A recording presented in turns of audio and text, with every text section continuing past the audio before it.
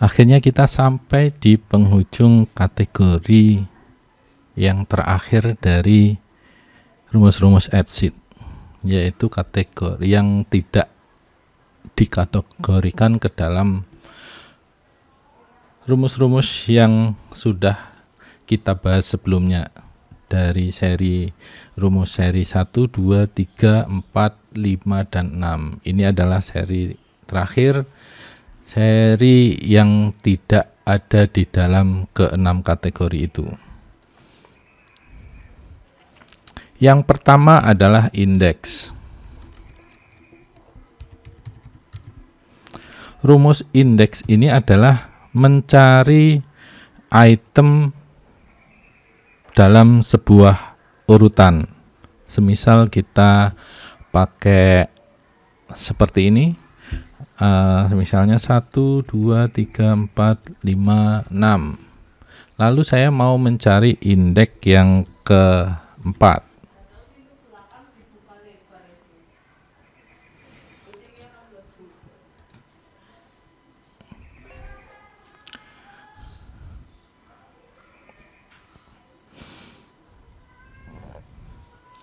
Maka hasilnya adalah 4. Hasilnya adalah 4. Karena 4 adalah item urutan ke-4. 1, 2, 3, 4. Karena kita urutkan ya.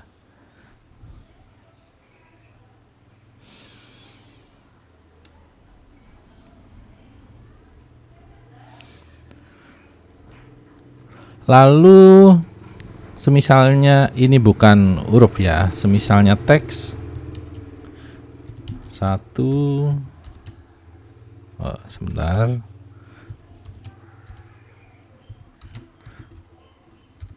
2, 3, 4. Semisalnya kita mau nyari indeks yang nomor 2.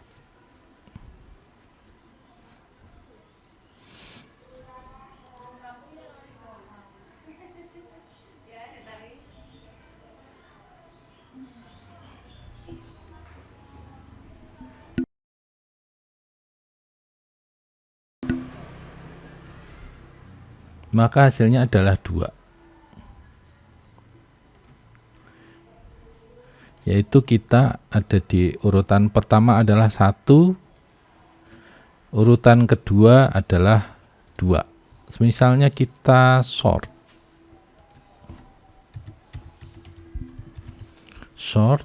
lalu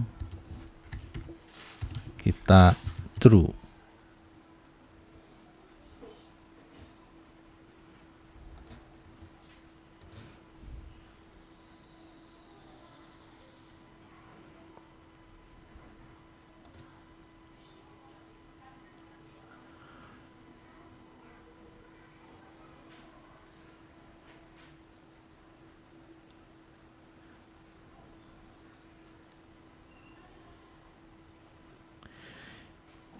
Indeks nilainya jadi 1. Seharusnya di sini 3 ya. Oh, karena ini sortnya berdasarkan alfabet ya. Jadi alfabet itu ya T dulu karena true ya. Jadi T dulu, baru S, E, kemudian D. Oleh karenanya nomor 2-nya adalah 1. Kita bisa cek, misal ini kita cek, karena ini teks jadi dia alfabetnya urutannya berdasarkan alfabet.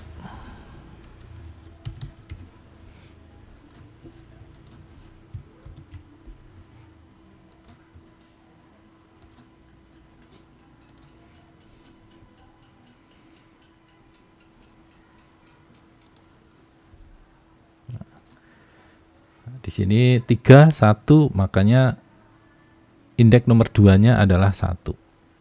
Sesuai. Oke, itu untuk rumus indeks. Lalu kita lanjut ke rumus max row dan min row. bedanya max sama min apa? Kalau di sini max row, kalau max itu hasilnya pasti nilai. Pasti nilai. Ya berarti ukurannya angka lah ya, baik itu desimal maupun number, price dan lain sebagainya. Isinya itu nilai. Berbeda dengan max row, ini akan dikembalikan ke key-nya atau ref-nya. Ini tipenya dikembalikan ke tipe ref, maka ref-nya pasti akan merujuk ke tabel yang bersangkutan. Semisal kita mau buat rumus gini yang paling gampang. Max row, lalu di sini nama tabelnya, di sini semisalnya itu berdasarkan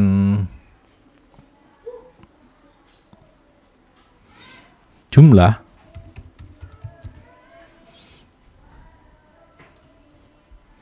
Jadi max-nya itu berdasarkan nilai tertinggi pada kolom jumlah.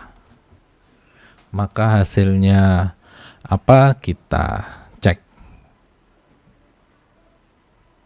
Di sini hasilnya tipenya ref, tentu akan ngeref ke tabel 6 karena kita memanggilnya adalah max row tabel 6. Di sini hasilnya adalah 6 max-nya. Coba kita cek nilainya untuk 6. Kita tambah kolom jumlah. Karena tadi kita jumlah ya. Jadi untuk max ini bisa angka, desimal, kemudian waktu atau tanggal. Jadi itu bisa. Jadi paling tinggi di sini 6, berarti dia mengembalikan ke key-nya yaitu 6. Karena kan kita kemarin setting untuk key-nya itu di nama. Oleh karenanya dia mengembalikannya ke 6. Oke, itu max. Kalau memahami max pasti memahami min, karena kalau max itu adalah nilai maksimalnya, kalau min itu nilai tertingginya. Nah, di sini jadi 4, yang terkecil berarti 4, yaitu nilainya 8. Lalu bagaimana kita tambahkan dengan true? Kalau kita true, apakah nilainya sebaliknya ataukah nilainya sama? Coba kita save.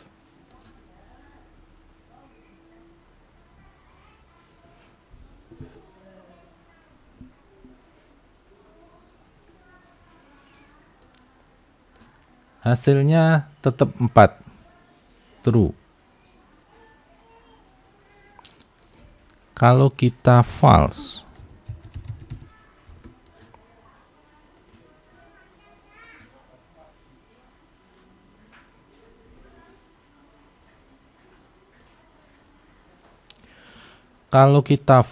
jadinya dia tidak menemukan nilai. Jadi ini berbeda dengan shortnya itu defaultnya kan false. Kalau ini defaultnya sebenarnya adalah true. Jadi ini tidak akan mengubah nilai atau hasil. Kalau true itu ya ada hasilnya, kalau false itu artinya tidak ada hasilnya. Jadi bisa diabaikan untuk yang true false-nya. Oke, itu untuk max row min row saya kira sudah cukup. Oh, di sini ternyata kita lupa ya atau melewatkan untuk lookup kolom berdasarkan ref. Jadi semisalnya kita itu memiliki sebuah tipe ref. Misalnya ini kita tipe ref ya. refnya ke tabel 6 sendiri. Save.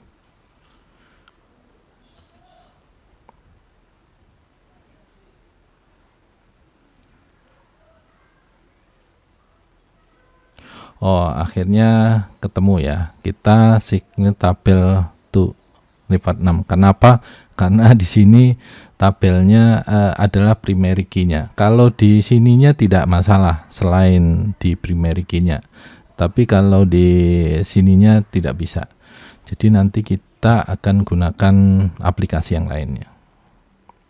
Di sini biar teks saja. Untuk ref seperti itu kita bisa lihat di Superstore juga tidak ada, saya kira.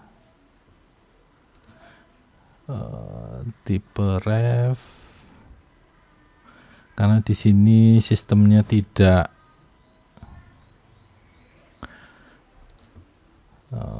misal kita di sini untuk menunjukkan penggunaan rumus ref itu seperti apa. Oke, jadi kita semisalnya punya data barang, lalu di detail penjualan. Di detail penjualan itu kita biasa membuat ref. Jadi ini detail penjualan ini akan ngeref ke penjualan. Ngeref ke penjualan. Nih saya sampaikan sekalian, nilai ref row itu adalah generate secara otomatis kalau kita men-setting sebuah kolom ref dan ref itu ke tabel tertentu. Semisalnya ini dari tabel detail penjualan, dia direfkan ke tabel penjualan, maka akan otomatis muncul virtual column dengan nama related, kemudian ini adalah nama kolom yang dia ngeref ke tabel penjualan ini, yaitu tabel D penjualan. Nah, itu seperti apa? Ini adalah tabelnya, tabel yang ref ke tabel ini, yaitu tabel di penjualan. Kemudian ini adalah key atau kolom yang berisi sama atau kolom yang kita setting ref kan ke tabel penjualan ini. Jadi tabelnya itu kolomnya itu namanya kode penjualan. Itu untuk ref row. Kemudian kita ke penjualan. Nah, untuk semisalnya kita barcode ini. Barcode ini saya refkan ke barang. Nah, sedangkan saya ingin mencari harga jual itu dengan seperti ini. Jadi, jika kode penjualan ke level penjualan itu sama dengan level 1, maka saya mau melookup barcode ini harga satunya berapa. Berarti ini cara penulisan untuk lookup nilai yang ada di tabel barang berdasarkan barcode. Jadi barcode ini adalah kolom yang tipenya ref, yang refnya itu direfkan ke tabel barang. Kemudian harga satu ini adalah nilai harga berdasarkan barang tertentu yang memiliki nama kolom harga satu. Jadi sama saja kita lookup. Jadi lookup barcode kemudian diambil dari tabel nama barang, tabel barang, kemudian nama kolomnya yang di sana apa di tabel barangnya, semisalnya sama-sama barcode, kemudian dikembalikan nyari nilai harganya apa. Itu cukup seperti ini. Jadi ini adalah kolom yang direfkan ke tabel barang, ini adalah kolom yang dicari dari tabel barang. Mohon dipahami ya. Oke, ini sama antara yang ini sama. Indeks makro ref kita sudah. Kemudian username. Nah, untuk username ini memang sangat tergantung dari providernya. Providernya itu akan membaca atau akan memberikan identitas orang yang login dengan lewat provider itu. Kalau Google memang tidak memberikan identitas username ya, tidak memberikan identitas username bagi, kecuali mungkin mereka yang dalam satu domain yang sama. Dalam domain yang sama mungkin penyedia autentifikasi domain tersebut memberikan identitas username. Itu kita bisa panggil dengan username. Kalau tidak, itu seringkali nilainya akan kosong. Kita coba, kita klik username, maka nilainya akan kosong.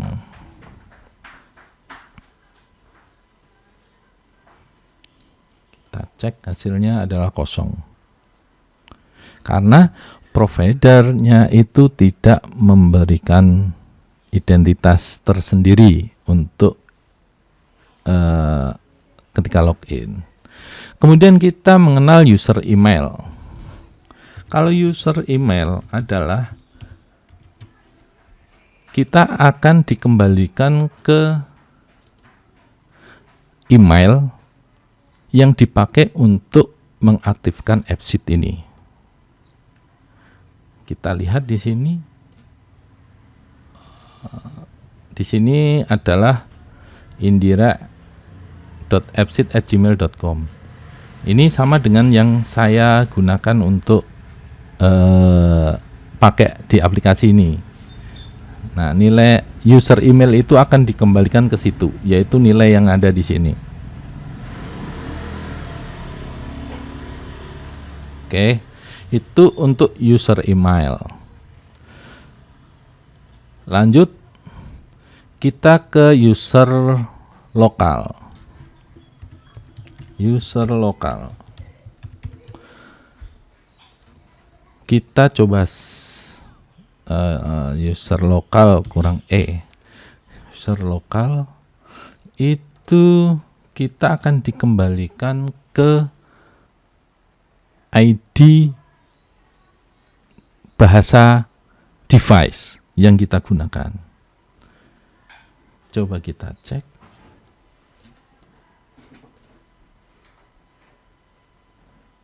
Nah, ini saya kembalikan ke teks saja.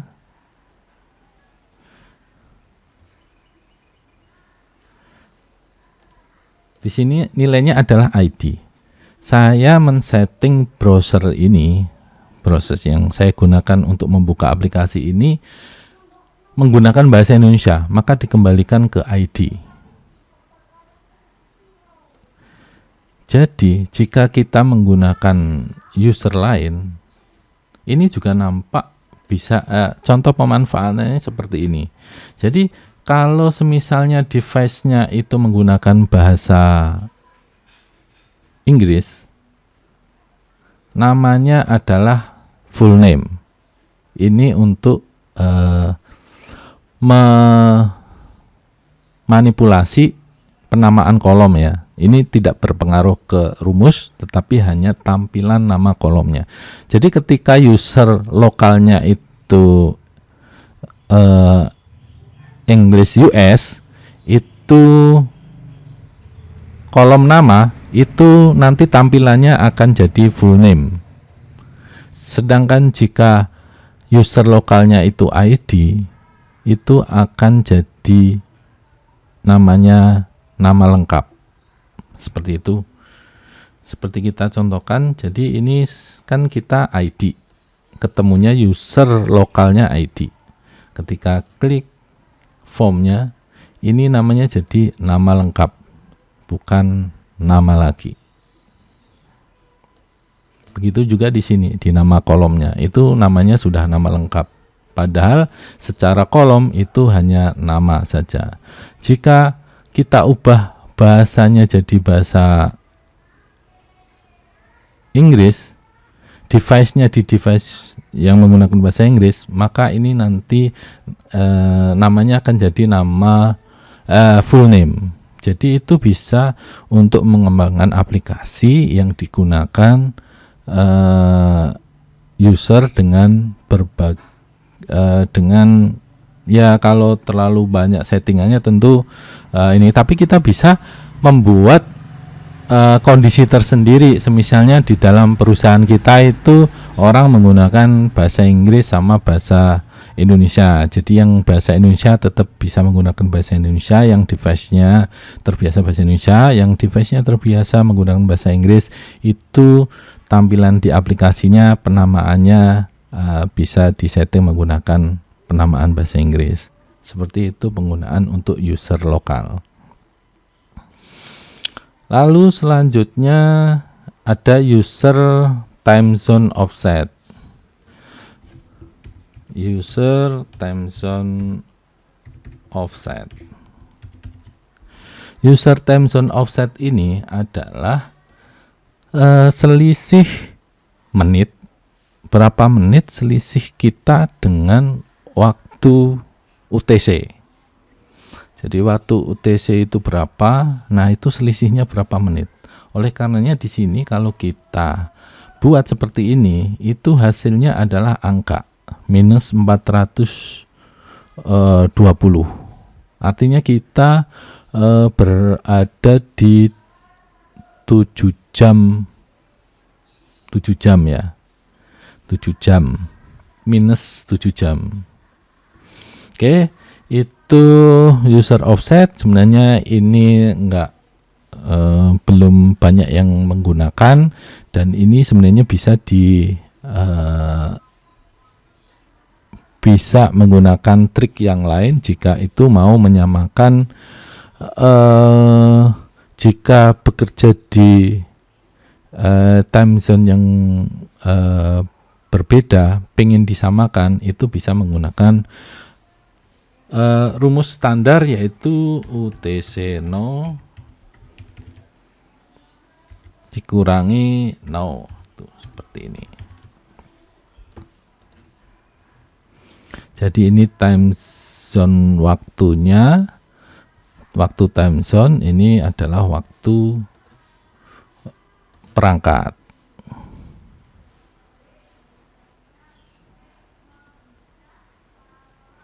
Nah, maka akan menghasilkan 7 jam. Akan dikembalikan ke durasi, ini 7 minus 7. Jadi sama seperti tadi nilainya, minus 420, hanya kalau user time zone offset itu dikembalikan ke menit, kalau ini dikembalikan ke durasi. Oke, itu untuk user offset. Lalu user role. User role, coba kita klik user role, kita save.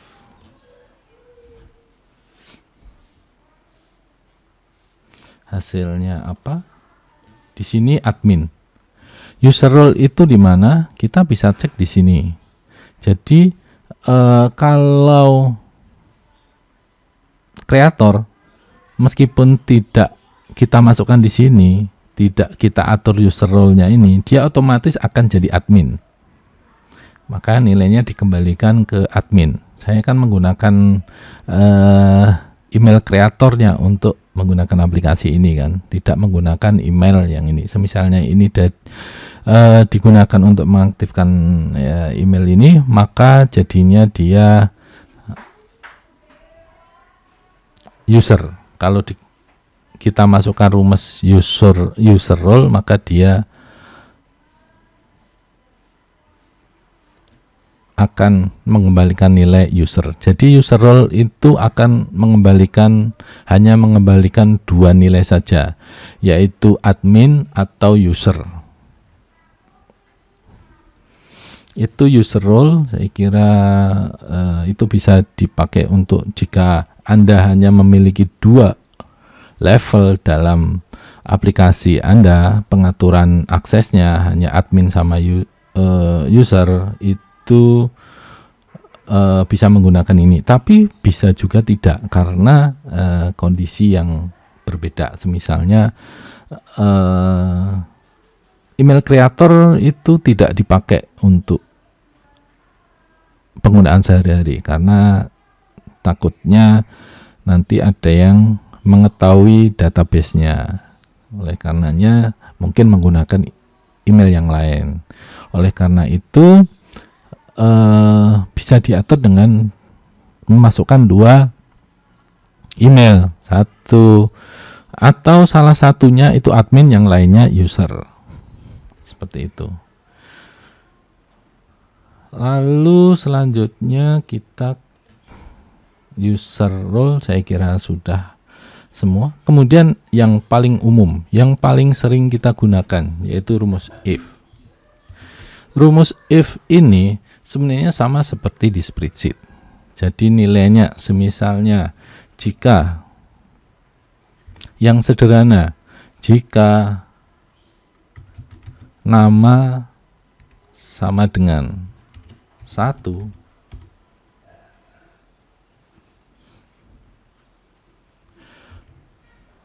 sebentar, semisalnya gini, jika row number itu sama dengan 2, maka nilainya saya ambil dari tabel nama. Tapi kalau tidak, itu kosong. Jadi ini kalau terpenuhi atau true, kalau di sini true artinya ya row numbernya 2, itu akan menampilkan nama. Tapi kalau tidak, hasilnya itu kosong. Jadi nanti hasilnya akan seperti ini.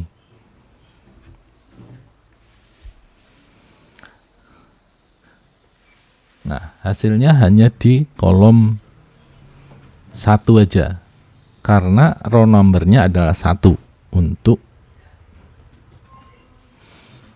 nama data dengan key 1 itu row numbernya adalah 2. Jika dikombinasikan dengan OR, misalnya OR, jadi kita tulis kembali OR-nya itu apa. Bisa kolom yang sama, bisa kolom yang berbeda.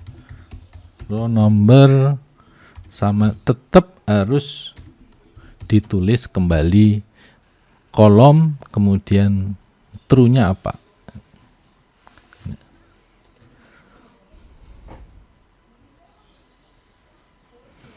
Nah, seperti ini, maka akan ada 2 kolom, yaitu kolom 2 dan kolom 3, karena kita pakai menggunakan OR. Kita juga bisa mensyaratkan yang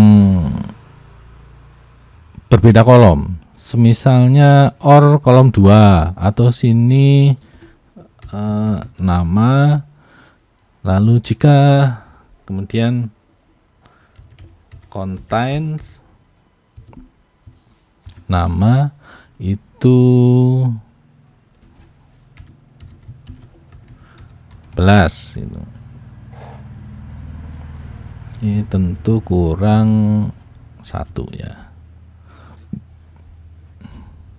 Jadi kita akan menampilkan nama, kolom nama, kalau row numbernya itu 2 atau yang mengandung kata belas. Kita save.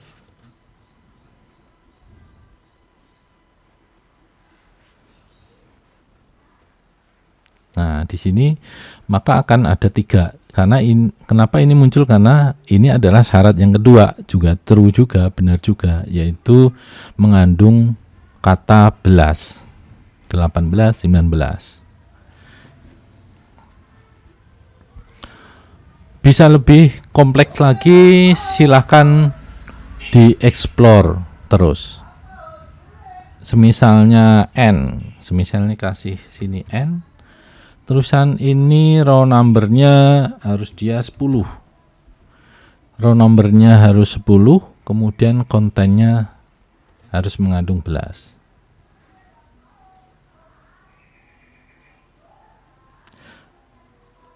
Maka hanya satu saja yang memenuhi kedua syarat itu. Jadi dia memenuhi kedua syarat tadi. Kalau yang OR itu bisa memenuhi salah satu syarat. Jadi perbedaannya adalah kalau N itu semua syarat harus terpenuhi. Kalau OR itu boleh salah satu syarat terpenuhi. Oke, saya kira untuk if dengan kombinasi AND OR saya kira sudah, dan ini yang paling sering kita gunakan. Lalu kita juga bisa menggunakan rumus if yang bertingkat. Semisalnya if row number sama dengan 2, maka kolom nama, atau ini bukan, ini lebih dari 2.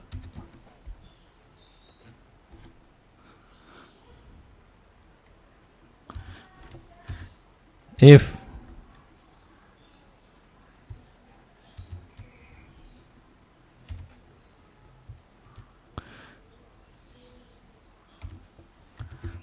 contains nama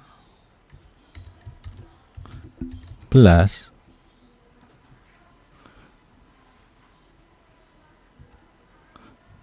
maka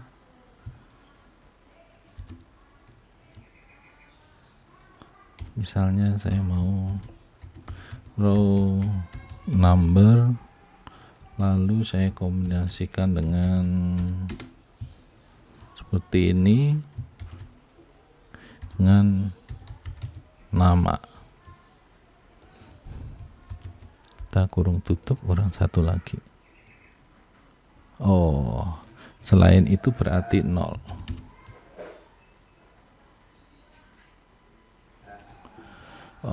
Jika if row sama dengan ini, jika if kita bisa merapikan seperti ini, jika f kontan 12 maka sama dengan ini kurung tutupnya di sini. Kita save.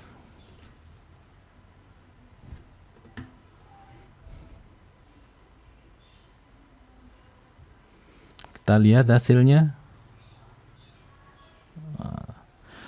Ternyata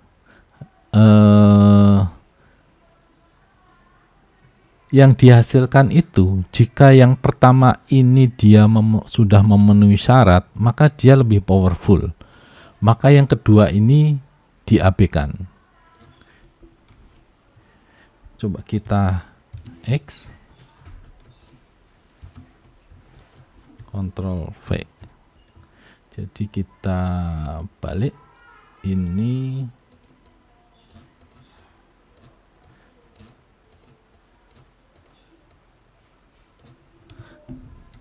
kita hapus, kita taruh sini.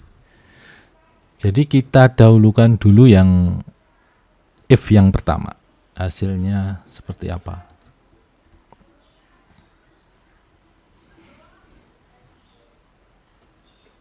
Maka hasilnya adalah didahulukan dulu yang syarat yang pertama. Jadi kedua-duanya ini true. Maka ini akan dijalankan dulu, baru nanti sisanya yang tidak terakomodir sama ini akan berada pada ring ini. Hati-hati untuk menggunakan if bertingkat, karena kita harus jeli dalam perumusannya, logikanya, karena yaitu bisa saling menghilangkan. Jadi yang paling atas itu adalah yang paling spesifik, kemudian yang semakin ke bawah adalah semakin universal atau bisa mencakup true yang lebih luas, atau lebih spesifik lagi kalau ini bisa menggunakan kombinasi dengan AND atau OR dan lain sebagainya. Oke, itu untuk contoh if yang bertingkat.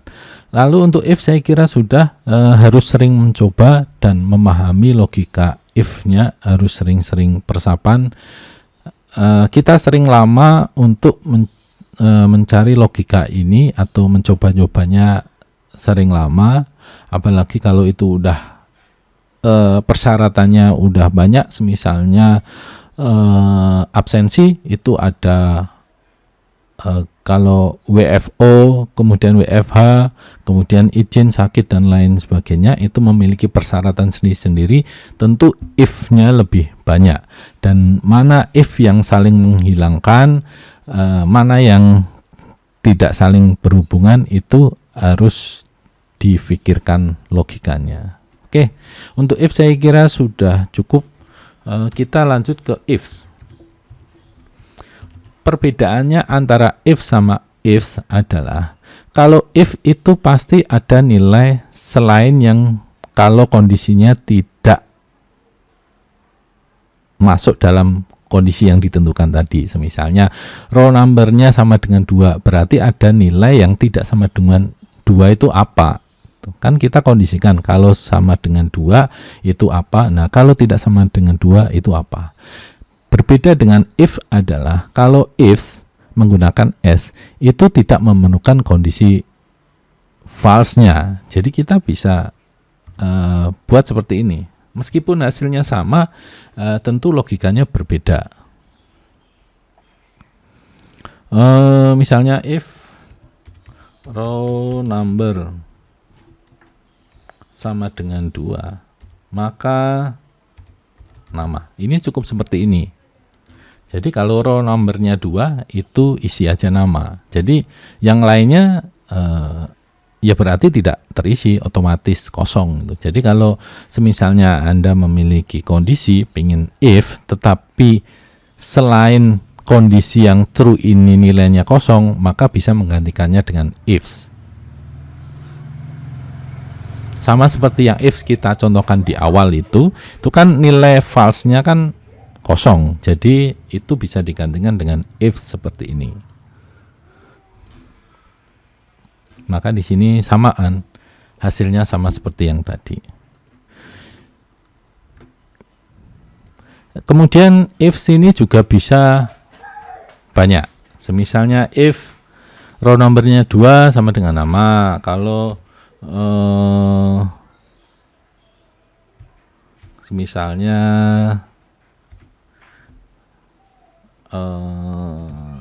contains nama itu 11, maka nilainya row number, lalu kita tambahin dengan nama. Jadi ada perbedaannya, ya. Tapi di sini nggak ada selain ini kosong, karena ini menggunakan rumus if, dan cara perumusannya seperti ini. Jadi kondisinya true, kalau kondisinya ini true, hasilnya apa? Kalau kondisinya ini true, hasilnya apa? Langsung.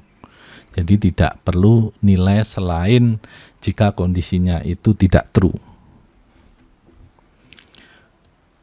Nah, ini nilainya sama seperti tadi, ya. Jadi kondisi yang pertama itu terpenuhi, jadi if row numbernya sama dengan 2. Kemudian if yang kedua itu adalah konten nama itu mengandung kata belas. Jadi di nama itu ada kata belasnya, yaitu 18 dan 19, dan formatnya juga sudah kita bedakan.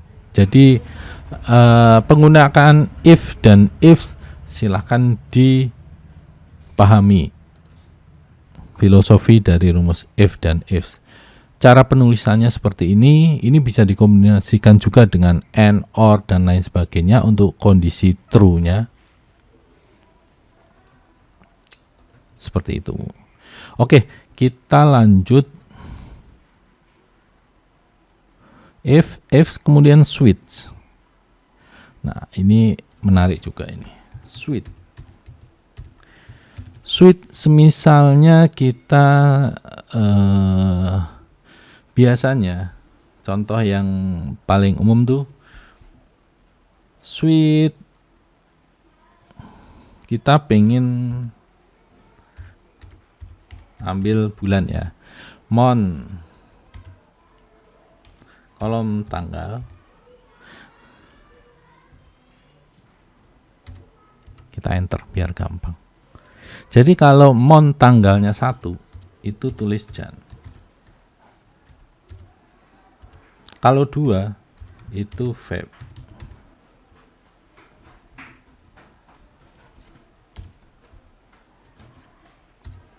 kalau 3 itu Maret, 4 itu selain itu Desember semisalnya ya. Jadi ada nilai selainnya. Jadi kalau bukan 1, 2, 3, 4 itu nilainya Desember. Oke, seperti itu.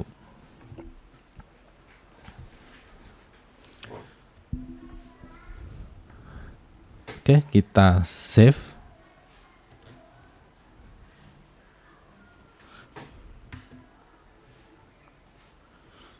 Kita lihat hasilnya. Di sini yang ditentukan kan hanya 1, 2, 3, 4. Jadi di sini Februari sama Maret saja yang ada, yaitu bulan 2 sama bulan 3. Ini kan dikembalikan ke bulan 2. Karena Februari, berarti 2 saya ubah jadi Februari, kemudian 3 itu jadi Maret. Jadi ini mirip sama if bertingkat. Jadi if mon tanggal sama dengan 1 maka Januari. Ya, ini akan setara dengan misalnya if, bisa pakai if bertingkat, bisa pakai ifs. Kemudian if mon tanggal itu sama dengan 1 maka Januari, dan seterusnya. Kita mengulang lebih banyak, rumusnya akan lebih panjang karena kita mengulang ini lagi. If mon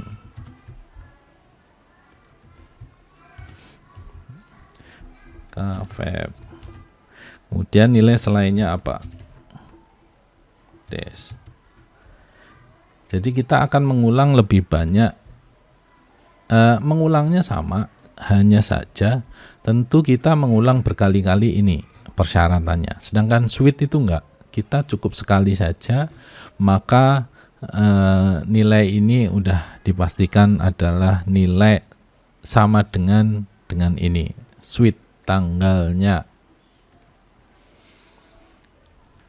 Itu sama juga kita bisa menggunakan ifs, cuman ifs itu kita tidak perlu menggunakan ini selainnya.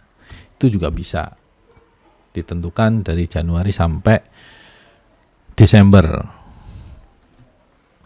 Oke, saya kira itu pemahaman tentang rumus switch. If dan ifs itu sangat berhubungan, tidak bisa dipisahkan satu dengan yang lainnya. Lalu selanjutnya adalah rumus lookup. Lookup ini kita bisa semisalnya row number. Karena kita ini memiliki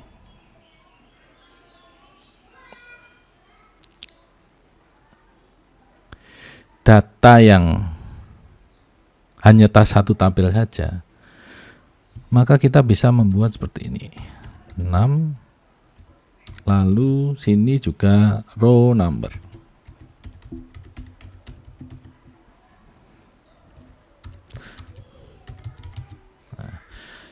Jadi di sini saya mau melihat row number yang sekarang.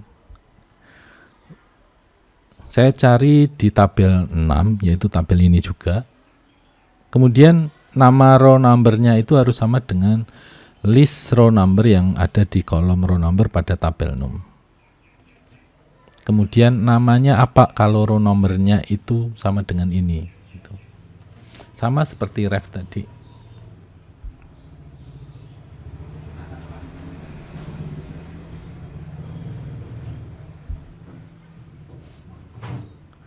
Nah, ini kalau row numbernya,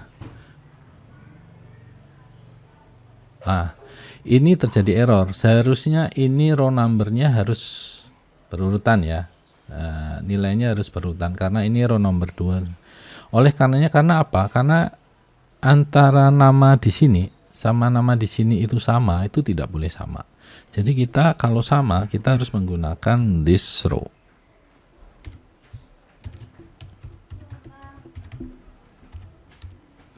Kalau kedua kolom itu namanya sama, baik itu dari tabel yang sama maupun tabel yang berbeda, jika namanya itu sama, nama kolomnya, maka wajib menambahkan this row lalu titik. Tadi nilainya 111 semua, setelah kita tambahkan this row maka akan sesuai dengan namanya. 1 ya 1, 2 ya 2, dan seterusnya. Oke. Itu saya kira untuk lookup. Bisa lebih kompleks lagi lookup, misalnya Anda mencari row numbernya berdasarkan row number dengan syarat-syarat tertentu, kan bisa menggunakan rumus max maupun min dan lain seterusnya. Oke, untuk suite lookup sudah. Kemudian unique ID. Kalau unique ID itu adalah akan dikembalikan ke sebuah tag yang berisi 8 karakter yang diacak oleh AppSheet. Jadi ini biasa kita gunakan untuk membuat ID ya. Jadi jika ID kita menggunakan row number, kemungkinan terjadi jika aplikasi yang dipakai bareng-bareng pada saat yang sama, kemungkinan akan menuju ke row number yang sama. Oleh karenanya salah satu pasti ada yang tidak tersimpan atau tidak berhasil tersimpan karena overlapping. Seperti itu. Oleh karenanya untuk menghindari seperti itu, gunakanlah rumus unique ID ini untuk membuat ID. Akan berisi 8 karakter acak, angka, dan huruf.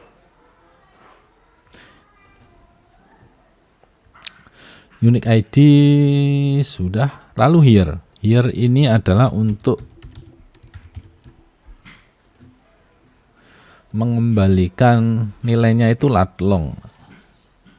Posisi saat ini. Posisi device ini itu di mana?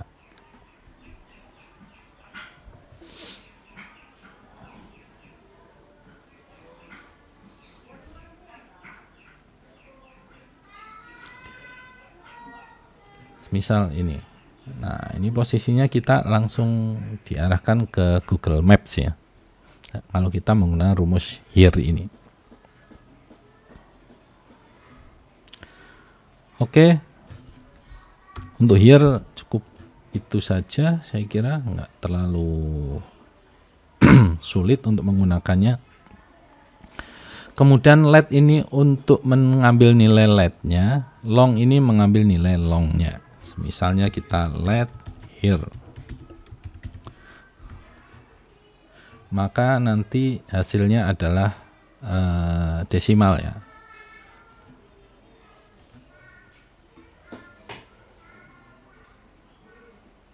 Nah, ini hanya letnya aja. Kalau kita ganti long ya, dia akan dikembalikan ke longnya.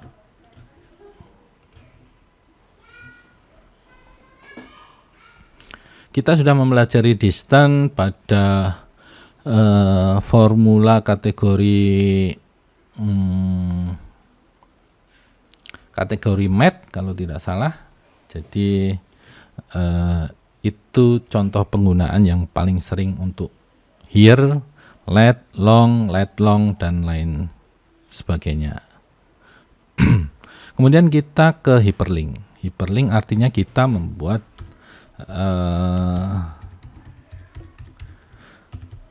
merename lah istilahnya ya. Merename misalnya kita punya http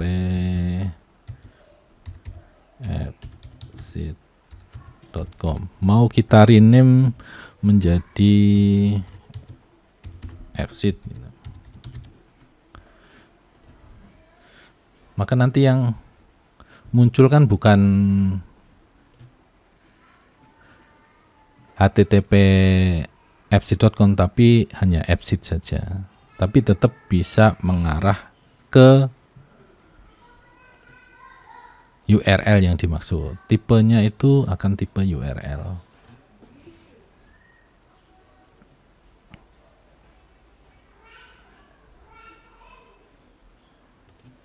Tipenya URL. Nah, ini saya balikin dulu.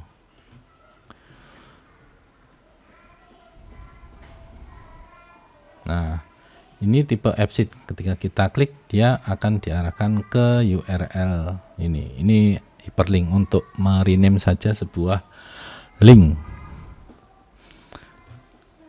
Lalu ada juga itu, misalnya ini saya taruh di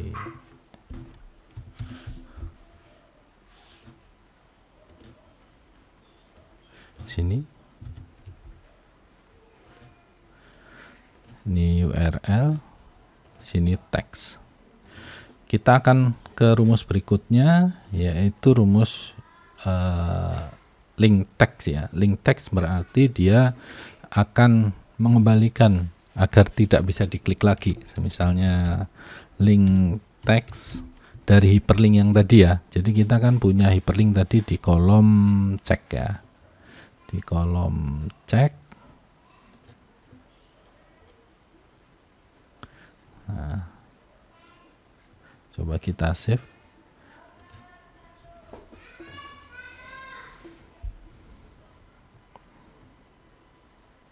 Di ceknya bisa diklik karena tipenya URL tapi di hasil ini udah nggak bisa diklik lagi.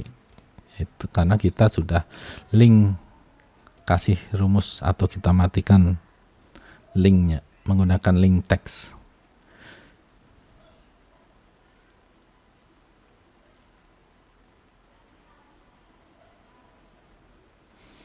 Link URL saya kira juga sama.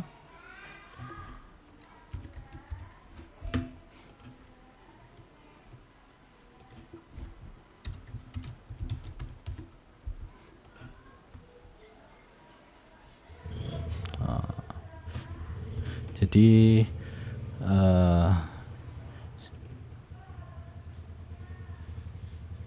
kita kurang tahu bedanya ya antara, kalau ini kebalikannya link URL. Jadi yang tadinya hyperlink kita ambil lagi linknya itu apa. Kalau tadi kan hanya ngambil teks yang ada di hyperlink. Kalau ini ngambil link yang ada di hyperlink.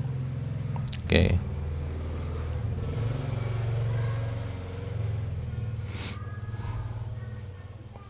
Kemudian encode URL. Encode URL ini biasanya digunakan untuk kita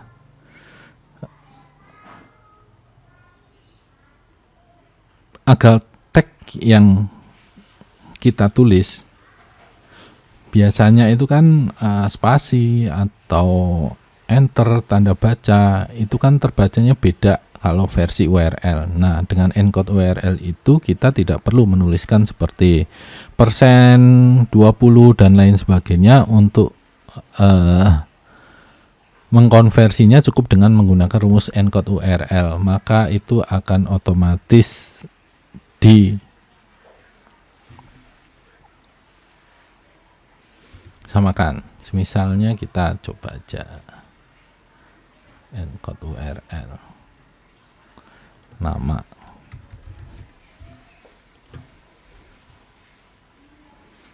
Jadi kode URL-nya itu jadi seperti apa kalau kayak nama-nama itu. Kita lihat hasilnya. Nah, ini kan kalau spasi jadi persen 20 dan lain sebagainya. Kita tidak perlu menuliskan persen 20 kalau itu teksnya cukup panjang ya. Jadi lebih menyingkat dalam kita membuat URL. Lalu user setting. User settings. Kalau kita klik seperti ini, maka error. Kita harus menambahkan di sana. Semisalnya di sini kode. Nah, di sini bahwasanya kolom this user itu nggak ada. Jadi nggak ada. User settingnya itu belum hidup. Oleh karenanya kita perlu menghidupkan dulu user setting. Namanya tadi kode. Untuk menghidupkannya, kita perlu mengklik show-nya. Lalu save. Sebelum di save, masih tetap akan terbilang error. Nilainya masih kosong, sedangkan kita sudah membuat rumus seperti ini. Untuk mengisinya kita coba buat kodenya itu semisalnya coba user settings.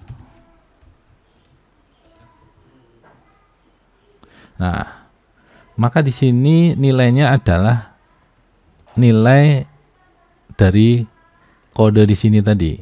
Kode ini akan dikembalikan ke ini. Ini adalah untuk membuat sistem login yang mandiri di dalam aplikasi. Jadi identitas di AppSheet itu ada dua, yaitu user email dan user setting. Sebenarnya username itu juga merupakan identitas, hanya saja tidak semua provider, autentifikasi provider itu memberikan username. Seringnya nilainya kosong. Oleh karenanya ya yang sering kita pakai adalah user email dan user setting.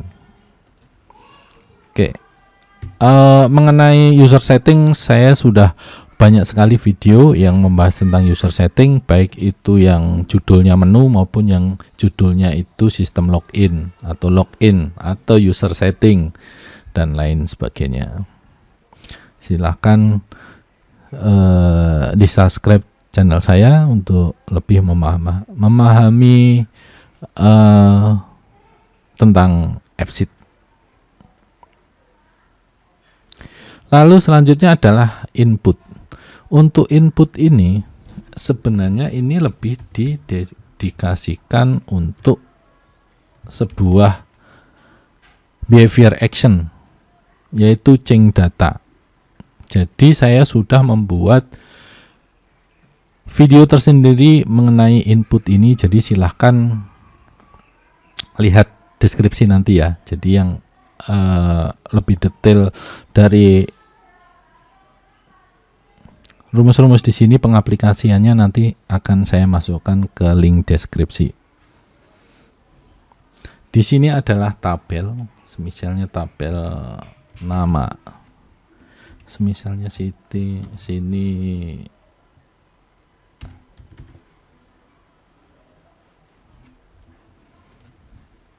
coba kalau digunakan di virtual column seperti apa. Tetapi penggunaan yang biasa saya gunakan itu ada di video saya sebelumnya. Di sini dikembalikannya ke here ya. Oke. Jadi memang sebenarnya ini nanti harapannya biasanya untuk mengupdate status dan lain sebagainya. Jadi silakan simak videonya karena itu penjelasannya cukup panjang. Kemudian text icon itu kita untuk membuat thumbnail ya. Thumbnail saya text icon. nama ya.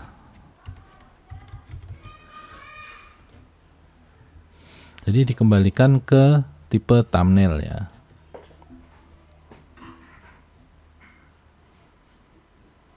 Nah, jadinya gini, 1 2 3 4 jadi gede. Kalau dia hurufnya nggak banyak,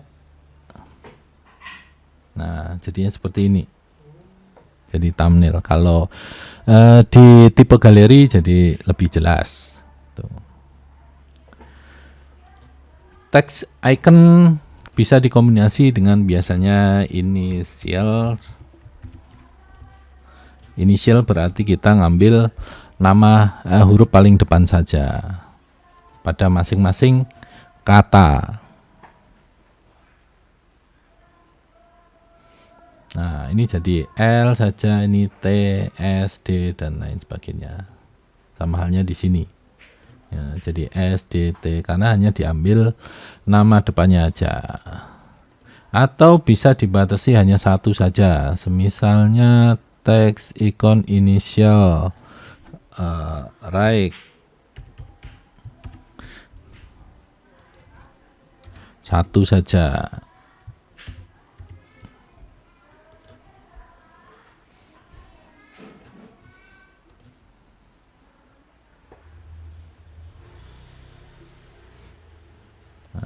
Maka hasilnya hanya satu semua.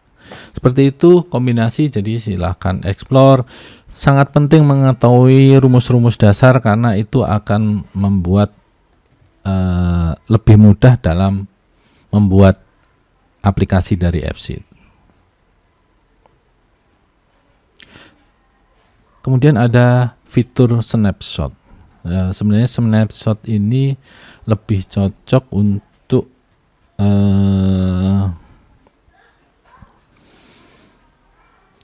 membuat workflow ya. Jadi memang ini sebenarnya didedikasikan untuk workflow. Jadi ketika kita mau mengembed gambar, semisalnya grafik atau map, itu bisa menggunakan rumus snapshot. Jadi silakan buka dokumentasi dari AppSheet untuk snapshot. Caranya seperti apa? Jadi ini kalau digunakan di sini itu cukup berat ya, cukup berat. Misalnya kita ubah link to view tujuan.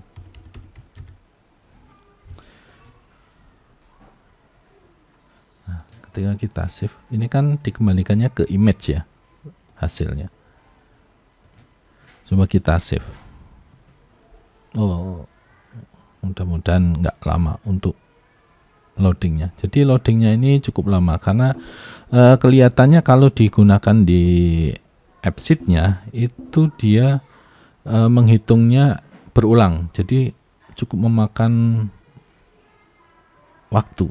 Kecuali sudah ditentukan ya, misalnya link to filtered view.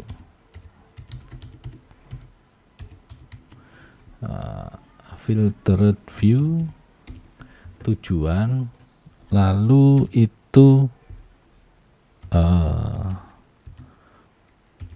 row number sama dengan this row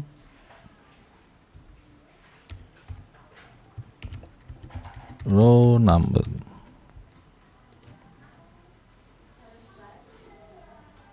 Link to filtered view, row number sama dengan this row number snapshot.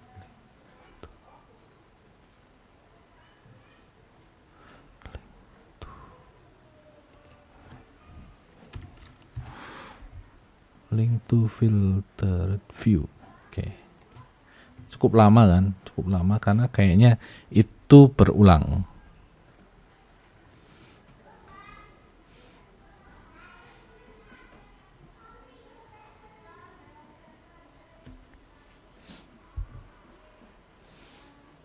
cukup lama. Saya kira saya akan men-skip untuk ini. Tetap ada hasilnya. Ini kan nanti akan menghasilkan gambar, yang mana gambar itu adalah tampilan sebuah UX ya, sebuah UX. Kan ini kalau link to filter view itu akan menuju ke sebuah UX pasti, baik itu berupa aplikasi lain maupun dalam aplikasi yang sama, pasti akan menuju sebuah UX. Oke, saya akan skip saja untuk snapshot ini karena snapshot ini sebenarnya lebih cocok ke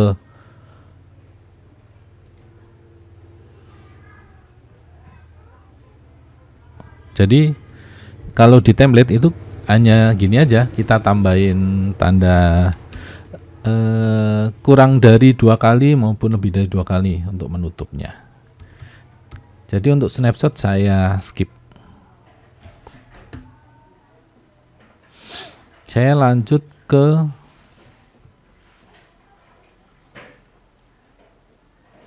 konteks. Konteks sendiri sebenarnya memiliki beberapa konteks, yaitu ada konteks view type, kemudian konteks host, konteks table. Tetapi di sini yang paling sering kita gunakan adalah konteks view dan view type. Lalu host itu jarang-jarang. Konteks view, semisalnya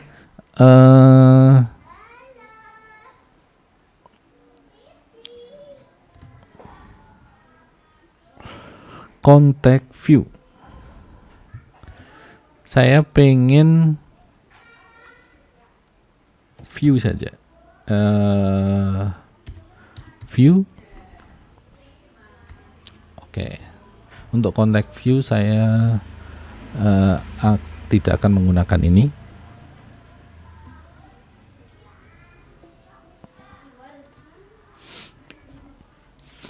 Saya akan menggunakan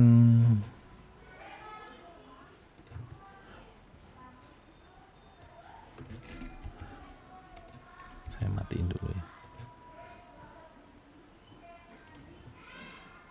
Ini URL ya atau app ya. Saya akan menggunakan show if saja. Kalau tadi jumlah, kali ini misalnya gini. Jadi konteks view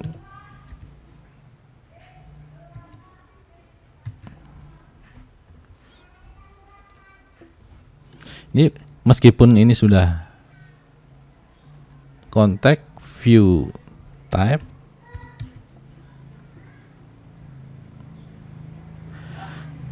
sama dengan form.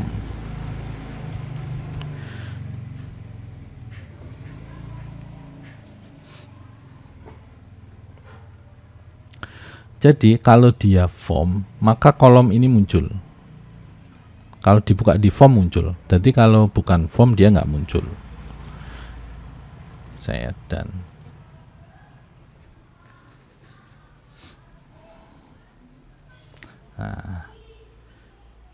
di sini jumlah nggak muncul akhirnya karena dia bukan form. Tapi kalau di sini kolom jumlah ini muncul. Atau sama dengan detail. Jadi dia muncul hanya di detail saja. Di form juga nggak muncul, di tabel juga nggak muncul. Nah, di sini sudah nggak ada jumlah, dia nggak mau muncul. Di tabel juga nggak muncul, tetapi di sini muncul. Jumlahnya 25. Ini mau muncul. Jadi ini konteks view type. Lalu semisalnya jadi ini mainnya di level fill ya. Satu fill itu terkena dampaknya karena kita di show if-nya. Kalau semisalnya bukan di show if ya. Misalnya kita main di sini boleh deh.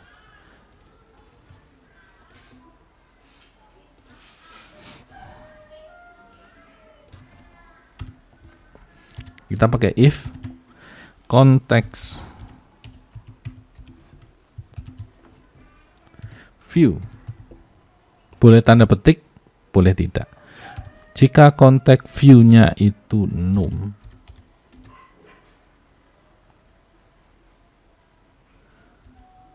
maka hasil ini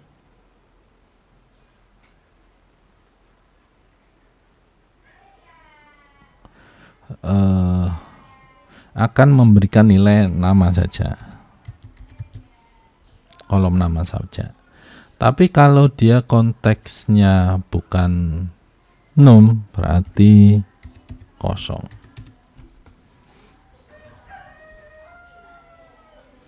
Saya save.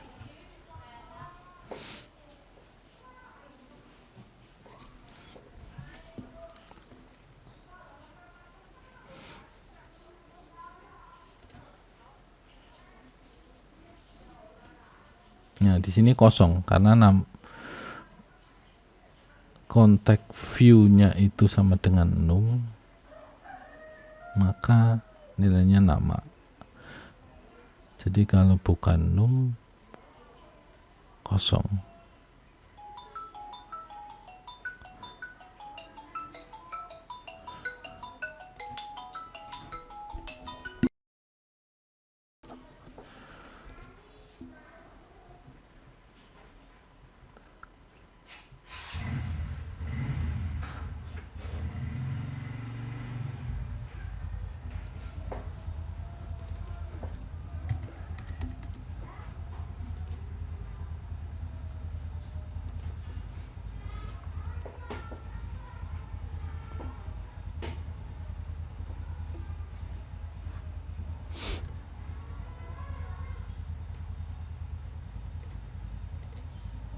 Ini juga kosong, konteks view-nya masih num. Kalau ini juga konteks view-nya masih num. Nah,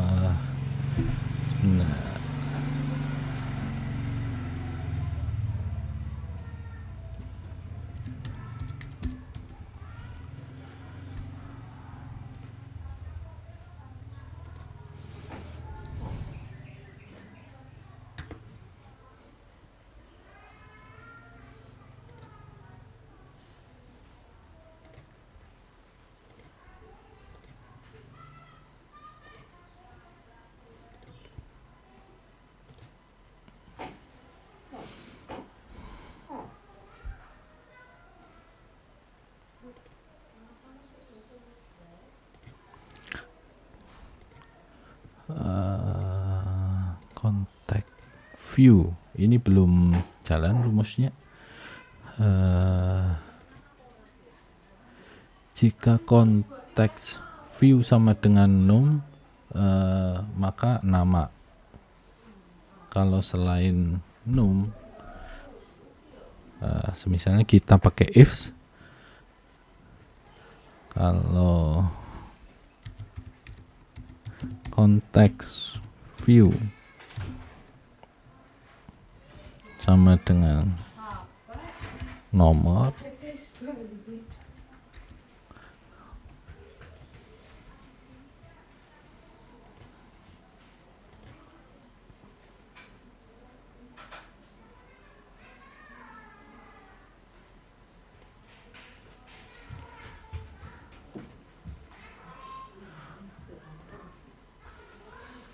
jam 10 jamnya.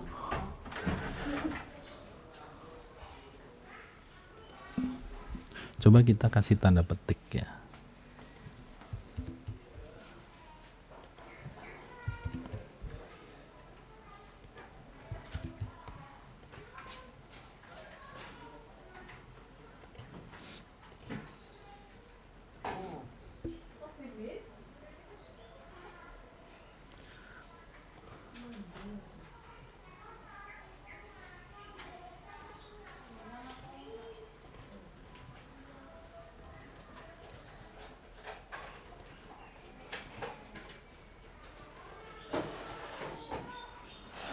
Masih belum bisa untuk konteks view.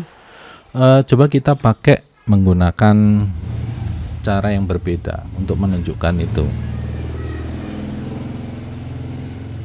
Kita ingin jika tanda plus ini hanya muncul di tabel dengan nama num.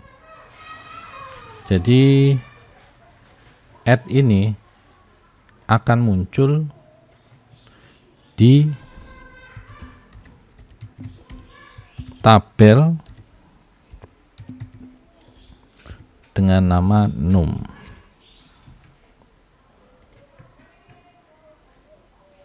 Kalau sekarang kan di tujuan juga muncul, di nomor juga muncul. Kita inginnya yang di sini tidak muncul. Yang di selain di num tidak muncul. Jadi yang muncul hanya di tabel num saja. Di tabel num muncul, di tujuan tidak muncul, di nomor juga tidak muncul. Jadi lebih seperti itu. Tetapi rumus yang seperti tadi untuk mengisi sebuah nilai di kolom itu bisa berlaku, tetapi hanya di form saja. Ternyata kalau kita menggunakan virtual kolom seperti itu tidak valid ya, tidak valid. Jadi itu tadi kontak untuk kontak view. Lalu ada juga misalnya kita selanjutnya adalah kontak host. Kalau kita kasih di sini browser,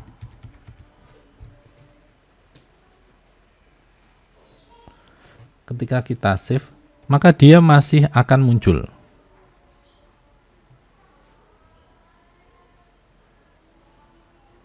Nah, di sini masih muncul. Karena ini ibaratkan bukan smartphone ya, tapi masih tetap dihitung atau terbaca sebagai device. Lalu kalau kita munculkan hanya di device saja,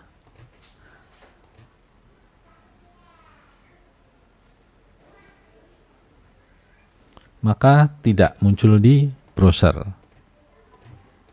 Seperti itu.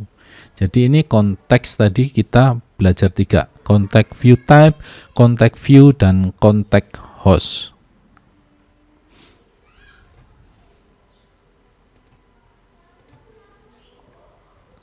Oke, untuk konteks saya kira harus sering digunakan agar memahami lebih lanjut tentang rumus-rumus selain itu. Jadi kita sekarang paham kenapa rumus-rumus ini dikeluarkan dari rumus-rumus kategori yang 6 sebelumnya. Itu karena memang ini spesial dan memiliki batasan-batasan maupun kemampuan-kemampuan yang berbeda dengan yang sudah dikelompokkan rumus-rumus sebelumnya. Lalu kemudian OCR text ini adalah untuk membaca gambar menjadi sebuah teks, sama seperti Google Lens ya. Seperti Google Lens, jadi kita foto lalu kita ambil teksnya. Kemudian let long itu sama, kita menentukan misalnya itu memang sebuah nilai let dan nilai long, kemudian kita satukan jadi itu menggunakan rumus let long. Kemudian XY ini adalah dengan kita menggunakan tipe XY, jadi ini sama seperti maps, hanya saja sudah ditentukan gambarnya, jadi tidak menggunakan Google Maps lagi, tapi dia menggunakan gambar. Misalnya lokasi-lokasi denah pabrik, misalnya di mana orang itu harus melakukan ngecek mesin-mesin dan lain sebagainya, itu bisa menggunakan koordinat XY. Atau misalnya elektronik yang memiliki komponen-komponen tertentu, untuk menunjukkan lebih jelas itu bisa menggunakan rumus XY. Ini detailnya sudah ada di video saya tentang tipe kolom ya, tipe-tipe kolom. Di situ sudah ada contohnya perbedaannya antara let long sama XY. Saya kira untuk pembelajaran formula-formula di AppSheet cukup sekian. Selanjutnya silakan dikembangkan sendiri karena AppSheet ini kekuatannya adalah di logiknya. Jadi harus sering-sering coba, harus sering-sering melatih untuk membuat aplikasi-aplikasi yang semakin kompleks.